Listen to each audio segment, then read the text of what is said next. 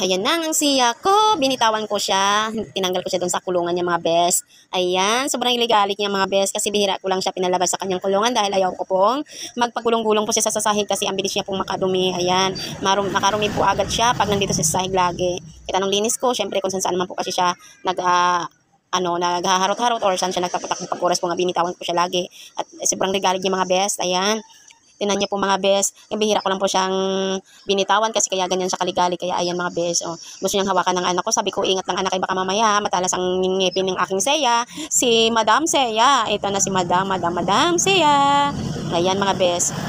Sobrang regaling niya mga bes, kaya ayan. Ang kamay ko po ang hilig niyang kagat-kagatin. Pero hindi naman po ganang matalas ang ngipin niya mga bes. At syempre po, kompleto naman po ito siya sa turok mga bes. Hindi naman po ito siya basta-basta na wala po siyang turok. May turok po siya mga bes ng anti-rabies mga bes. Kaya ayan po, hindi po natin kano. Pero mahirap din po talaga pag makagat ka. Siyempre masakit po ang kagat. At sabihin niyo po na may turok po siya ng anti-rabies. Kung makagat ka naman din po, iba po yung sakit. Iba din naman po yung kinakakatakot mo sa rabies. Ayan mga bes. Kasi okay lang yung sa anti-rabies kasi may turok naman po siya. Pero mas masakit po talaga ang kagat. Ayan mga bes.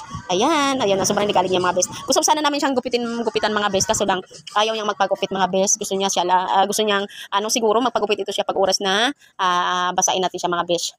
Basain ko yung siguro ilagay ko siya sa planggana, siguro magpagupit na ito siya. Ilagay ko siya sa planggana, then tsaka ko na lang siya gupitan kasi lagyan ko lang ng konting tubig ang planggana at tsaka doon ko siya ilagay na para hindi siya mabasa, para po magupitan ko to siya kasi ayaw niya pong magpagupit na hindi po siya ayan. Gusto ko po siyang gupitan mga bes kasi yung buhok ang kanya kasi buhok ayaw ko pong suklayan kasi nangalagas po pag sinusuklayan ko lagi. Kaya ayan, gusto ko lang po siyang kalbuhin para gaganda po yung balahibo niya mga bes. Kaya ayan, ayaw po kasi niya magpagupit kaya ayan hirap pa siya magpahawak mga best.